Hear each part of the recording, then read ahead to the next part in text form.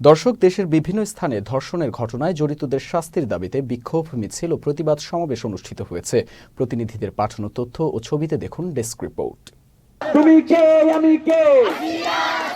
ধর্ষণের বিচার সুনিশ্চিত না হওয়া পর্যন্ত রাজশাহী বিশ্ববিদ্যালয়ে ক্লাস পরীক্ষা আগামীকাল থেকে অনির্দিষ্টকালের জন্য বন্ধ ঘোষণা করেছে সাধারণ শিক্ষার্থীরা। রোববার রাজশাহী ঢাকা মহাসড়ক অবরোধ করে বিক্ষোভ শেষে এই কর্মসূচির ঘোষণা দেন আন্দোলনকারীরা। আগামীকাল বেলা 11:30টার সময় আমরা আবারও অবস্থান কর্মসূচি দিয়েছি। ঠাকুরগাঁওয়ে প্রাথমিক বিদ্যালয়ের পঞ্চম শ্রেণীর শিক্ষার্থীকে শ্লীলতাহানি ও ধর্ষণের অভিযোগে শিক্ষক মোজাম্মেল হক মানিককে আদালতে নেওয়ার সময় গণপিটুনি দিয়েছে উৎসুক জনতা। সকালে আদালত প্রাঙ্গণে ঘটনা ঘটে। পরে শহরের চৌরাস্তা মোড়ে মানিকের ফাঁসির দাবিতে প্রতিবাদ সভা করেন জেলার সর্বস্তরের মানুষ।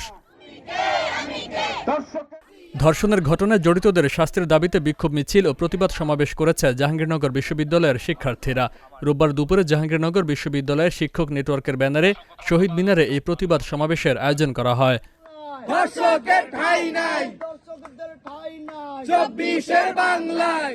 ধর্ষণের একমাত্র শাস্তি মৃত্যুদণ্ড কার্যকর করার দাবিতে মেহেরপুরে মানববন্ধন করেছে জাতীয় নাগরিক কমিটি ও বৈষম্য বিরোধী ছাত্র আন্দোলন। রোববার দুপুরে মেহেরপুর প্রেস ক্লাবের সামনের সড়কে এই মানববন্ধন অনুষ্ঠিত হয়। ধর্ষকদের বিরুদ্ধে আওয়াজ তুলি একসাথে, এই স্লোগানে টাঙ্গাইলের ঘাটাইলে অবস্থান কর্মসূচি পালন করেছে ঘাটাইলের নিপীড়িত ছাত্র সমাজ। রোববার ঘাটাইল উপজেলায় ধর্ষকের সর্বোচ্চ শাস্তির দাবিতে বিক্ষোভ ও অবস্থান কর্মসূচি পালন করা হয়। এই সমস্ত ধর্ষণের মতো খারাপ কাজের সাথে জড়িত থাকে তাদের প্রকাশ্যে ফাঁসি দেওয়া হোক।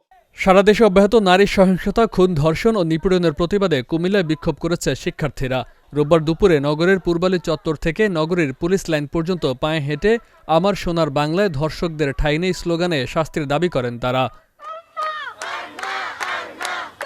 Faisal Mahmud, channel S news desk.